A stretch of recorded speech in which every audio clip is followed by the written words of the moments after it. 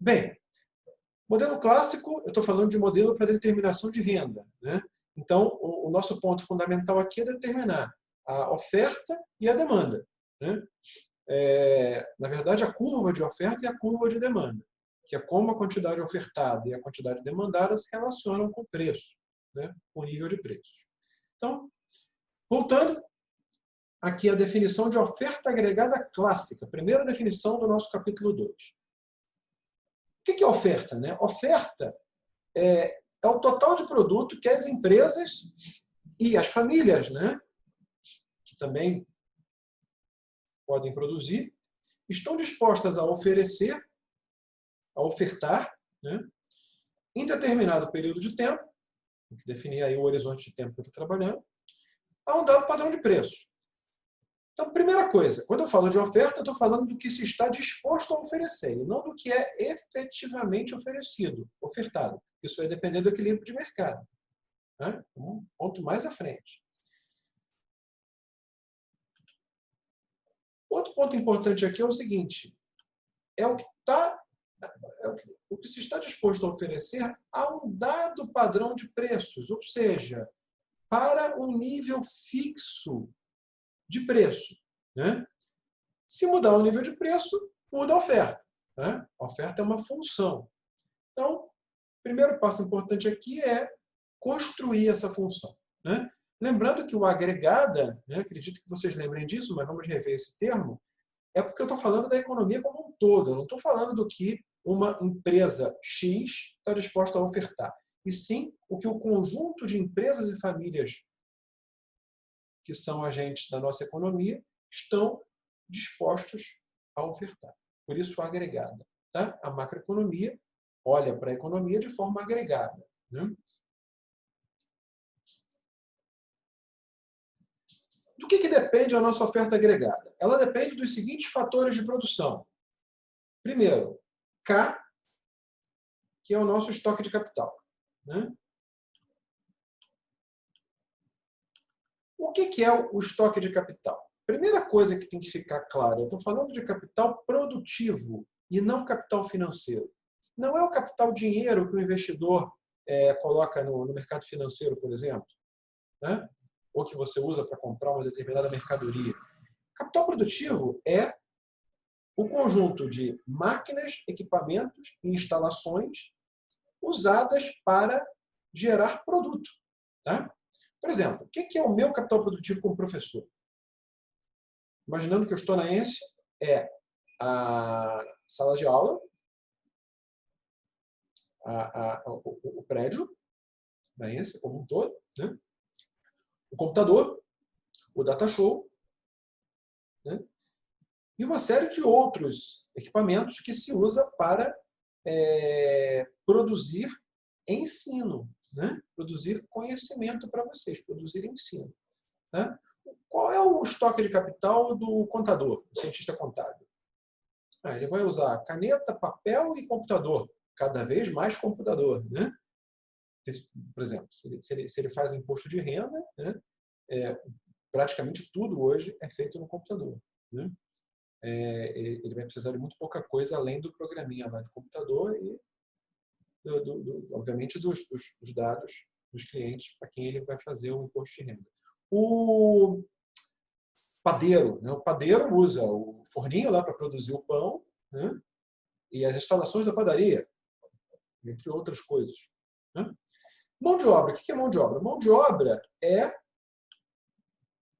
o trabalho, mas o trabalho medido em horas. Tá? Então, por exemplo, se o padeiro tem 10 funcionários da padaria trabalhando para ele 8 horas por dia, se eu definir semana como o meu horizonte de tempo, eu estou falando de 40 horas semanais de 10 funcionários. Portanto, 400 horas de trabalho. O meu N é 400. Tá? 40 horas semanais de cada funcionário, tá? Multiplicado por 10. Porque são 10 funcionários na padaria. E aí o meu N, o meu número de horas de trabalho é 400. Né? Desculpem a letra, eu vou ter que me habituar a escrever com esse instrumento, né? Isso é uma novidade para todo mundo e a gente está tentando se adaptar da melhor forma possível. Né? O N é mão de obra, então, mas mão de obra medida em horas de trabalho envolvidas na produção. Beleza. Bem, além do K e do N, eu preciso ter uma forma de converter esse capital e essa mão de obra em produto. Essa forma é uma função chamada função de produção. É esse F aqui. Tá? Essa função, ela pega o K e o N e ela transforma em produto. É importante que vocês entendam que essa função ela vai mudar ao longo do tempo. Por quê? Porque implicitamente ela depende da tecnologia. Se eu tiver progresso tecnológico, como eu tenho ao longo do tempo, obviamente, com o mesmo K e o mesmo N, eu sou capaz de gerar mais produto. Né? Vamos pegar o exemplo Vamos pegar o exemplo do professor. Né? Antigamente, eu gosto muito de PowerPoint. Antigamente, eu usava transparência, usava retroprojetor. Né? Eu tenho alguma idade já, eu usava retroprojetor, eu escrevia com aquela canetinha de retroprojetor, fazia transparência por transparência. Hoje eu vou lá no PowerPoint, digito, boto equação, faço tudo gráfico, 10 vezes mais rápido. O que significa? O mesmo N que eu usava para produzir um curso como esse, digamos que eu usasse 4.000 horas. Com essas 4.000 horas eu produzo hoje 5 cursos, ou talvez mais cursos. Então, com a mesma quantidade de mão de obra, mesmo número de horas de mão de obra, eu consigo produzir mais. O contador, se quando a declaração de imposto de renda era na mão, ele usava 20 horas de trabalho, N igual a 20, para produzir, digamos, fazer a declaração de 2 clientes, hoje, com essas mesmas 20 horas, ele declara para 10 clientes. Tá certo? Com os mesmos recursos. Né? Ele continua tendo o computador, o papel e a caneta. Ele vai usar muito mais o computador, é verdade. Mas os mesmos recursos e as mesmas horas de trabalho. Né? O que entrou aí foi a tecnologia, o programa para imposto de renda, que facilita muito a vida. Né? O padeiro pode ter um robô lá na cozinha da padaria dele que faça alguma parte, alguma tarefa ali dos funcionários e otimize o tempo dos funcionários e ele consiga produzir mais pão com os mesmos 10 funcionários alocados nas mesmas 400 horas de trabalho. Tá certo? Entrou o robô aí na história, que é o progresso tecnológico. Né? Algum processo de automatização aí de parte da produção. Bem, um ponto importante é que a função de produção depende implicitamente da tecnologia vigente. A variação na tecnologia altera a função de produção. E a função de produção representa a forma mais eficiente de converter insumos em produto dada a tecnologia. Ou seja, eu estou supondo que o meu F me permita maximizar a eficiência na conversão de K e N em produto. Não haja uma forma melhor de fazer aquilo para aquele nível de tecnologia, considerando a tecnologia vigente. Se a tecnologia aumentar, eu consigo aumentar a produção. Mas, dado o nível de tecnologia, a produção, o F é a melhor forma de converter K e N em Y. Isso é uma hipótese. Tá? Propriedades da função de produção. Primeira, ela é crescente com qualquer fator de produção. Então, eu coloco aqui a função de produção como função apenas de N, tá? E ela vai ter esse comportamento crescente. Observem, ela é crescente, mas ela tem a concavidade voltada para baixo. Por que isso? Por que a derivada positiva, né, ela é crescente, mas a segunda derivada é negativa, ou seja, ela está voltada para baixo. Por quê? Nós vamos ver isso um pouco mais à frente. Isso tem a ver com a propriedade que vem depois. Né? Primeira propriedade é que ela é crescente. Segunda propriedade, ela apresenta retornos constantes de escala. Ou seja, se eu multiplico o meu capital e a minha mão de obra por Z, o meu resultado é ZY. Tá certo? Eu tenho se eu dobrei o capital, dobrei a mão de obra, eu dobro o produto. Então, como se deve proceder para dobrar a produção? Essa pergunta, depois do meu exemplo, ficou trivialmente respondida. Basta dobrar o capital produtivo e as horas de mão de obra. Tá? Então, essa função aqui, tá, chama-se função de Cobb-Douglas. Essa é uma função importantíssima da economia, né? Muito usada na microeconomia. Né? Quem fez o curso de microeconomia comigo vai lembrar dessa função. E também usada na macroeconomia. Né? Então, essa função, ela satisfaz, ela é a função mais usada, tá, nos exemplos. Existem outras, mas ela é a mais utilizada, disparada nos exemplos, principalmente nos exemplos básicos de macroeconomia. E essa função, vamos verificar que ela satisfaz as duas primeiras propriedades. Então, eu vou descompartilhar a minha tela com vocês. Vocês agora estão me vendo, né? Ao longo da aula, tudo que eu fizer no quadro, eu vou optar por deixar o quadro inteiro para vocês, tá? Exceto quando eu estiver escrevendo, eu vou estar na frente dele, óbvio, mas eu vou ficar num cantinho, acho que vocês não fazem questão de ver o meu rosto, apenas a matéria, né? Mas a gente vai estar conversando o tempo todo. Então, a primeira coisa exemplo 2.1.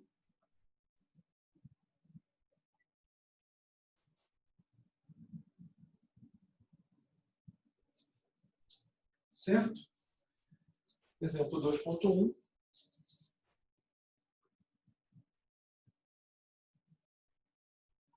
Aqui está a função de Cobb-Douglas.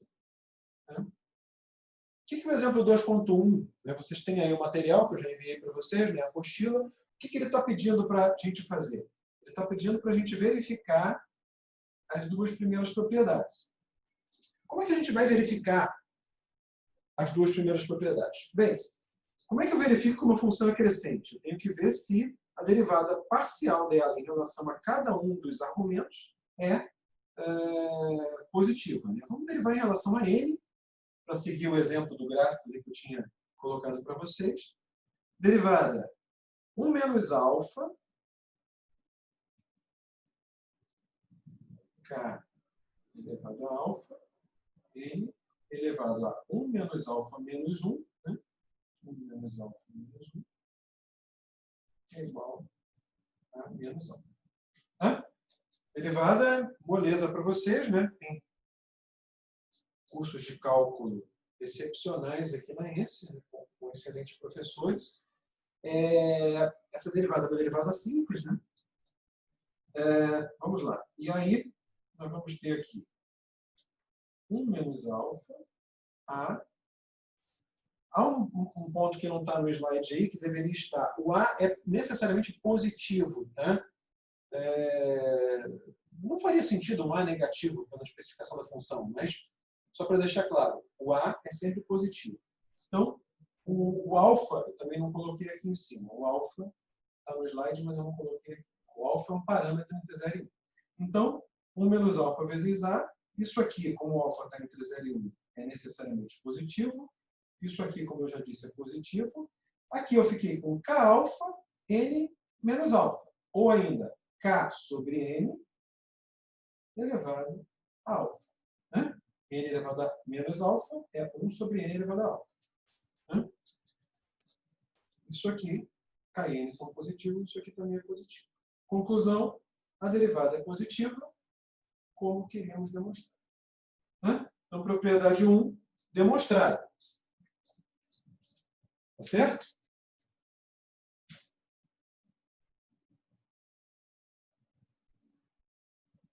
Temos aqui uma vantagem de que eu não preciso ficar esperando vocês copiarem, porque basta vocês darem pausa no vídeo, né? E copiar. Né? Então, eu ganho tempo com isso. Né? Eu vou apagar aqui a demonstração da propriedade 1.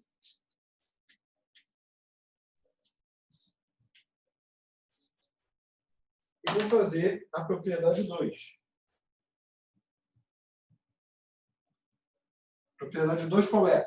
Retornos constantes de escala. O que significa retorno constante de escala? Significa que se eu dobro o meu K, digamos, é igual a 2, e dobro o meu N, meu resultado vai ser 2 vezes a produção original. Vamos lá, vamos ver se dá certo isso. É A vezes ZK elevado a alfa, né? Aqui era K, mas aqui agora é ZK. Né? Aqui era N, mas aqui agora é Zn. Então, eu vou multiplicar isso aqui por Zn elevado a 1 menos alfa.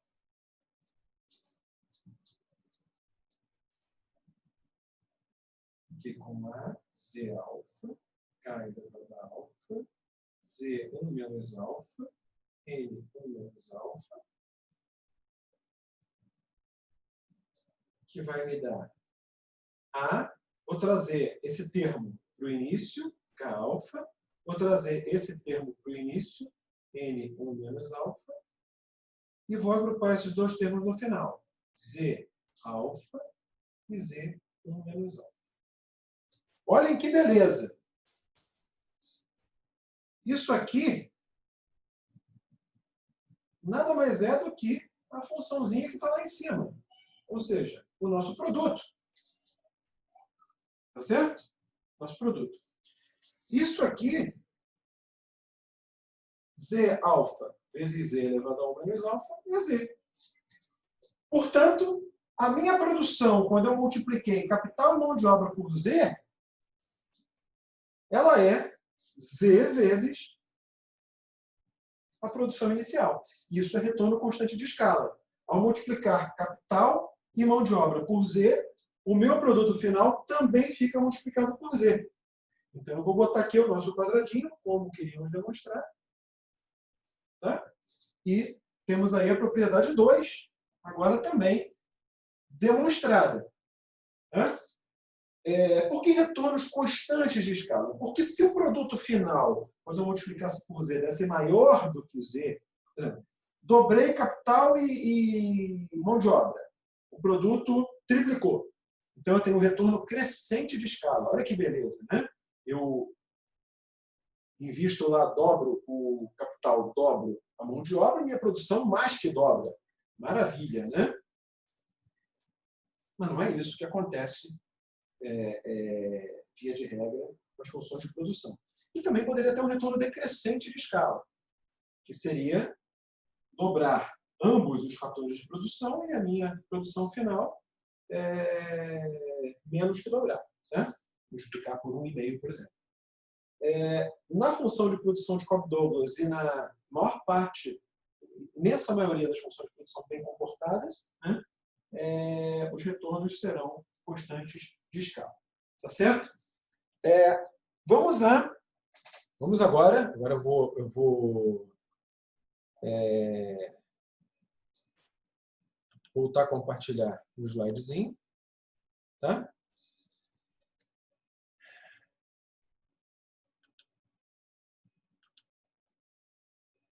E a terceira propriedade, ela apresenta a produtividade marginal decrescente com cada fator de produção. O que é produtividade marginal? Né? Marginal é adicional, né? É a derivada, basicamente. Né? É a derivada da função de produção em relação ao fator. Por exemplo, quanto eu aumento a minha produção quando eu multiplico o meu N, quando eu aumento o meu N, ou quando eu aumento o meu K. Tá? Tá certo? Não quando eu aumento ambos ao mesmo tempo, né? Porque se eu dobrar capital e trabalho, a resposta é que a produção dobra. Tá? É a variação na produção quando eu aumento a quantidade de um determinado fator. Tá? Vamos considerar, então, que a minha função de produção é função apenas da mão de obra, como eu coloquei lá na figura 2.1. E vamos imaginar que o K seja mantido constante. Tá? Vamos voltar lá na figura. Tá? Vamos imaginar essa situação aqui. Tá certo? Deixa eu apagar aqui a minha setinha. Tá certo? Essa situação aqui. Bem, observem. Qual seria o gráfico da produtividade marginal da mão de obra nesse caso? Né?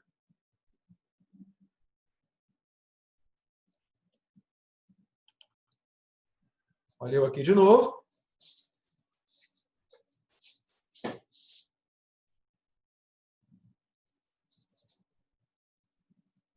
O exercício 2.1. Né? Qual seria o gráfico da produtividade marginal da mão de obra nesse caso? Exercício 2.1.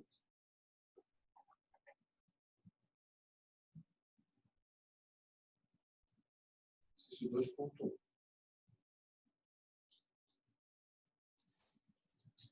Quem é a produtividade marginal da mão de obra? É a derivada parcial da função de produção em relação a N. Vamos usar a função de Cobb-Douglas. Né? E aí eu vou ter aqui, tinha dado 1 menos alfa, A, K sobre N elevado a alfa. Notem que isso é constante, isso é constante. Esse cálculo eu já tinha feito, tá? Derivada. Isso é constante, K elevado a alfa é constante, porque K eu supus que permanecia inalterado. Tá? Então, isso aqui vai dar uma constante sobre N elevado a alfa. Essa constante é positiva. Tá? Como é que é o gráfico disso? Produtividade marginal da mão de obra vezes a mão de obra. Ora, quando N... Deixa aqui, ficou feio. Né?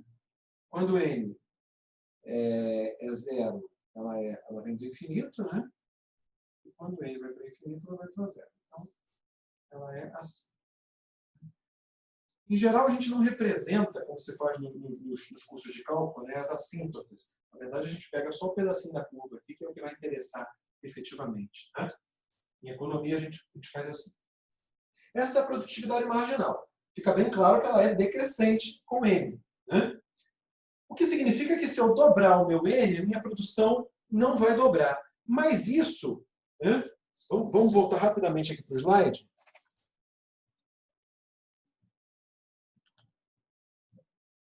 Isso é exatamente o que está dito aqui. Olha só.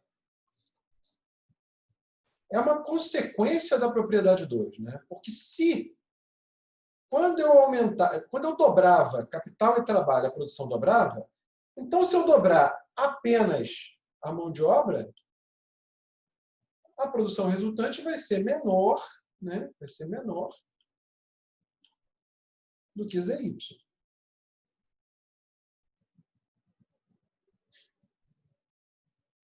O que significa a produção resultante ser menor que ZY? Significa o seguinte.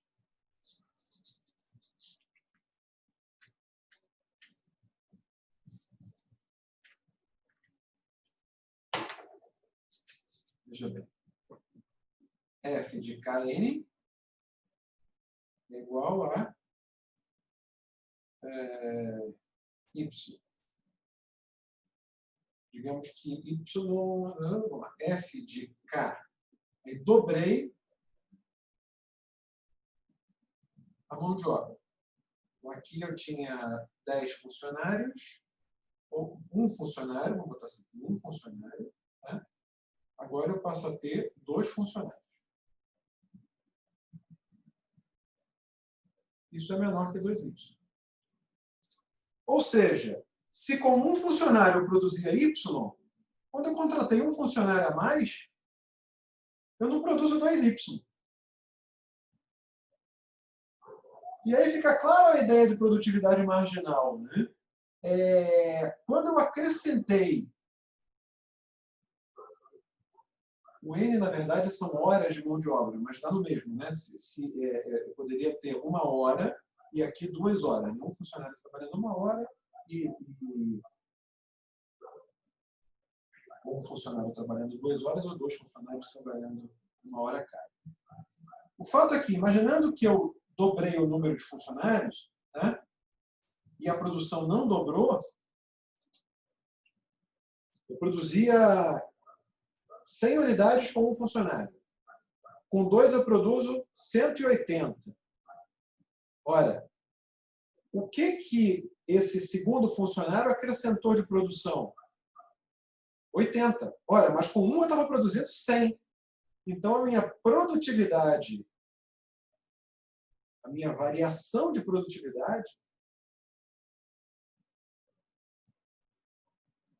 ela foi menor. De 0 para 1 funcionário, eu produzi 100 unidades. De 1 para 2 funcionários, eu produzi 80 unidades. Se eu contratar um terceiro funcionário, a produção vai, digamos, para 200. 210. Vamos lá. Um funcionário. Estou chamando N de número de funcionários, mas repara, se todos trabalham o mesmo número de horas, tanto faz. Né? Produzo 100. Com 2 eu produzo 180. Com 3 eu produzo 210. Repara, quando eu não tinha nenhum funcionário, não produzia nada. Contratei um, produzo 100. Contratei o segundo, passei a produzir mais 80. Então, a variação de produtividade foi menor de 1 para 2 do que de 0 para 1. De 2 para 3, aumentei em 30 o meu produto.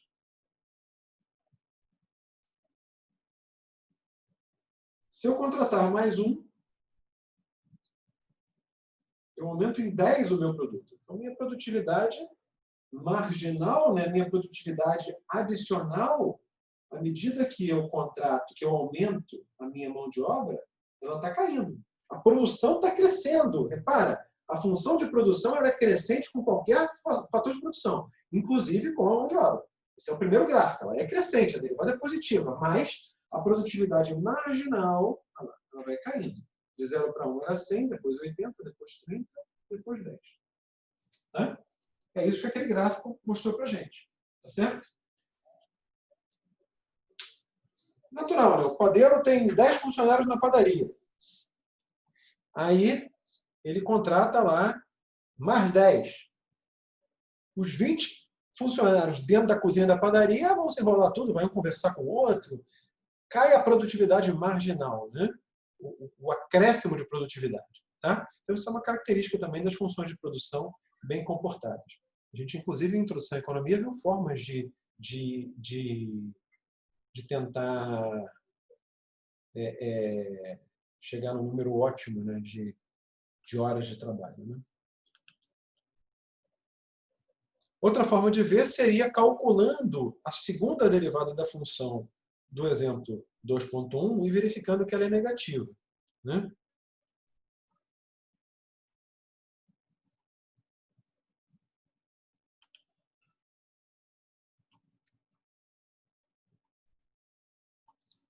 Tá certo?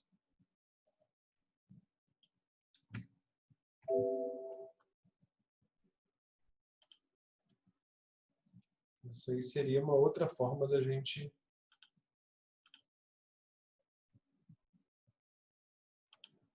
ver.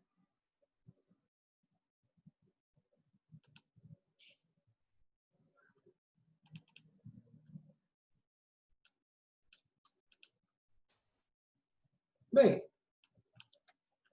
eu vou deixar isso, essa segunda derivada, como exercício para vocês, né?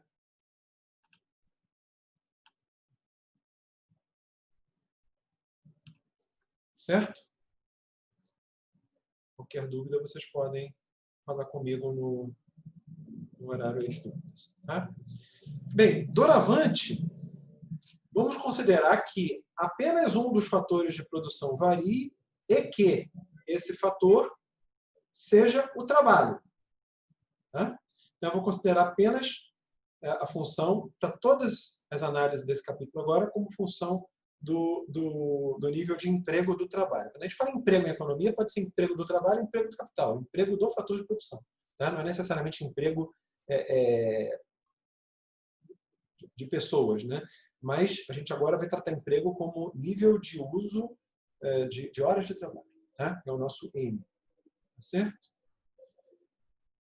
E a questão que se coloca é como determinar o N, né? Porque se a função de produção depende do N e do K, como é que eu determino o N e o K?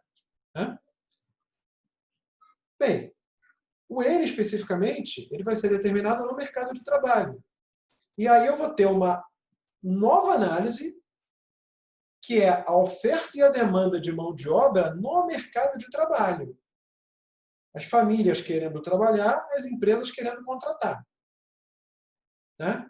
E vou colocar em perspectiva esse equilíbrio de forças e mostrar como ele nos auxilia, na verdade, mais que isso, nos determina o nível de emprego de equilíbrio, o N de equilíbrio.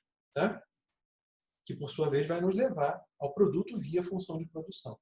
Tá? Considerando, novamente, um nível dado de capital. Tá? Poderia fazer a mesma análise para o capital, mas eu vou fazer apenas para o N. Tá? E no próximo vídeo eu começo falando com vocês sobre a demanda de trabalho. Tá certo?